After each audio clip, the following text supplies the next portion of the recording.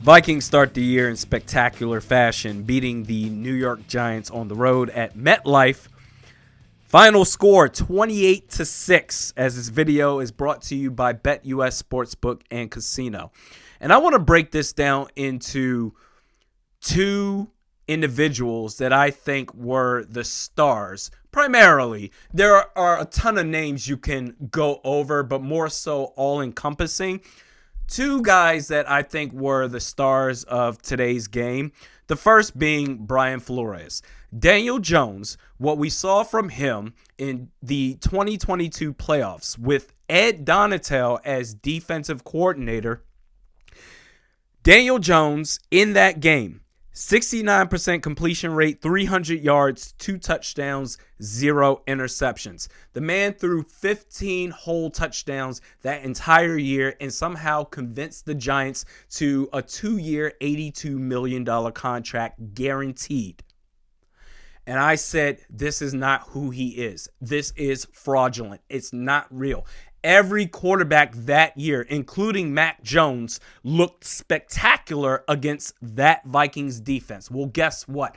Brian Flores brought the wood. Brian Flores is the star of today's game. Numero uno. In the fact that he brought back reality. What we saw today from Daniel Jones, 22 for 42, 186 yards, 0 touchdowns, 2 interceptions, sacked 5 times. That's the real Daniel Jones. That just proves that any competent defensive coordinator will make light work of this guy. They'll take him to the woodshed. Daniel Jones, the bum that he is, was out there fighting for his life. The amount of pressure that Brian Flores brought from different sides of the field, really just 3 points allowed, because the final score is 28-6. But CJ Ham, I think it was that first possession, if not the second. I can't remember. It doesn't matter. CJ Ham, on 3rd and 16, Sam Darnold threw him the ball, and Ham fumbled the ball, turnover.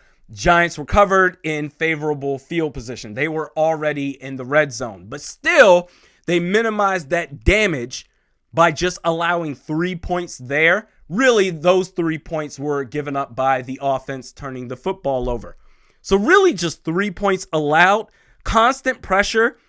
Andrew Thomas, this was one of the matchups that I was talking about. Whoever the hell versus Andrew Thomas.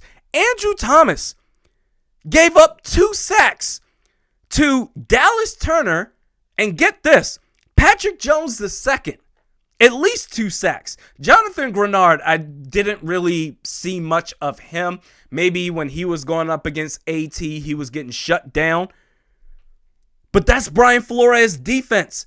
The fact that this is an all-world left tackle and you make him look silly, and that sack given up by Andrew Thomas on Dallas Turner, technically, if AT kept his head on straight, if he had just focused on 15 that entire play, I think he would have got locked up, Dallas Turner. But instead, there was so much chaos happening in the middle, it took Andrew Thomas's eyes. He shifted over to the right to figure out what was happening, and he lost track of 15. And Dallas Turner got around for that sack. That's Brian Flores. The interior defensive line was impressive. The Vikings defense held the Giants' run game to 3.5 yards per carry. Harrison Smith got an interception. Andrew Van Ginkel, this is one of the best debuts of a Vikings player that maybe I've ever seen. And maybe I'm just off my skis here, off the rails. Maybe I'm just so excited and so happy off of that dominant performance, winning by 3 scores, 22 points. Andrew Van Ginkel had an interception that turned into a pick 6. And for the game, he was all over the place. 4 tackles, a sack, a pass breakup, and 2 quarterback hits. The amount of Josh Metellus had a great game. The amount of Byron Murphy in the slot, that's exactly where he needs to be. So many players that you can point out to to say, hey, this was magnificent. That's the scheme of Brian Flores. Harrison Phillips at nose tackle. He got a sack where he was getting pushed outside and then did a spin move to get back inside to get Daniel Jones on the ground for the sack. Brian Flores, I mean, my goodness, even if Sam Darnold played like ass, you still would have won that game easily. Daniel Jones had no shot out there. Daniel Jones had no business. This is how bad of a player he is. Going up against Ed Donatel, that's one thing. Going up against Brian Flores, dude, quite honestly, you're so bad of a player, you don't belong on the same field of a Brian Flores-led defense.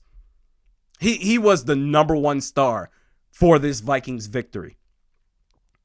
Going to get to the second player that deserves some serious praise, all-encompassing on the offense. But first, sign up for BetUS Sportsbook and Casino. My bets hit, damn it. The one that I did on the Vikings preview where I said take the under, 41.5, it was looking dicey there just because the Vikings just were scoring so damn much that it threatened my bet there. But luckily I made it. And then on the community page today, I said under 41.5 and give me the Vikings money line. Guess what? They both hit. Y'all called me a madman, but I did it. Sign up for BetUS Sportsbook and Casino. Get a 150% bonus on your first 3 deposits up to $2,000. Just use the promo code YouTube150. The second player that deserves a shout out, just a step below Brian Flores, because he was just lights out. It was just incredible. Sam Darnold. Sam Darnold outperformed Daniel Jones by miles. 19 for 24, 208 yards, 2 touchdowns, 1 pick, which, by the way, was not his fault. That was Dexter Lawrence, who had a sensational game. He had that one play against Ed Ingram, in which case he got a sack on Sam Darnold where he just pushed him back one-on-one. That should never happen. Okay, an all-world defensive tackle like that, you got to have a chip blocker or a double team on that guy every single snap. But anyway, he beat him one-on-one in the first half and got the sack on Sam Darnold. But that interception by Darnold, that was on Garrett Bradbury. We talked about the interior offensive line. One-on-one, pushed him straight back, got his arm up as Darnold was throwing, hit the ball, floated up in the air, easy interception. I think if you get just better help inside, because Bradbury alone, what are we thinking there? But at this point, we're just nitpicking here. This wasn't the litmus test. This is a bad football team. They're probably going to end up with the first overall pick. With this quarterback, the litmus test is going to be next week against San Francisco. But that interception was not his fault. And he was also sacked one time, Dexter Lawrence. But the reason why, and the numbers by itself doesn't really scream, oh man, he really went off. The man led a 99-yard touchdown drive.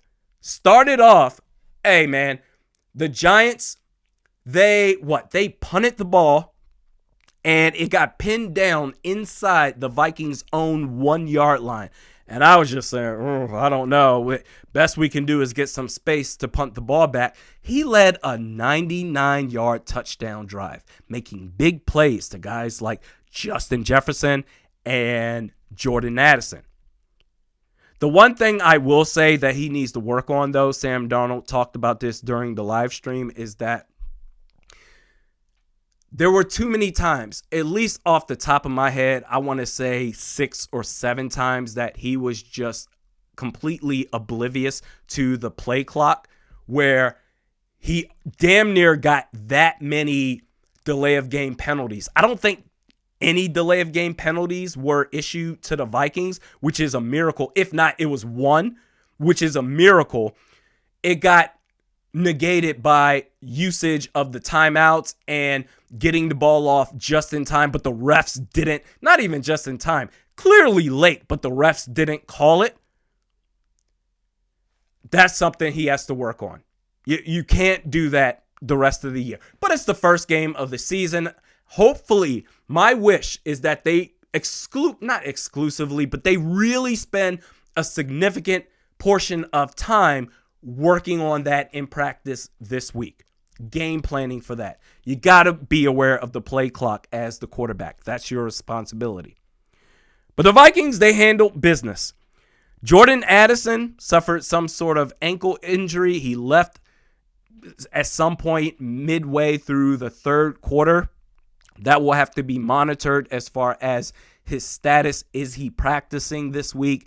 His status for next week's game, the home opener against the 49ers. But if not, this speaks to the job that Kwesi Adolfo-Mensah has done, the depth that this team has at wide receiver.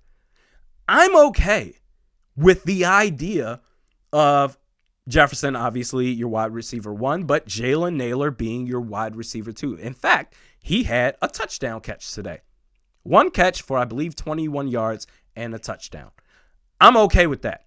As a short-term solution, I'm good with that. But I figured this would be a 17-14 win. I figured the Vikings would win regardless, but the reason why it was more of a blowout, not just Brian Flores and his stout defense, but Sam Darnold played better than what I expected him to play. That's as good of a start that you could hope for as a Vikings fan. This is amazing. Shout out again to the folks at BetUS Sportsbook and Casino. We'll see you tomorrow.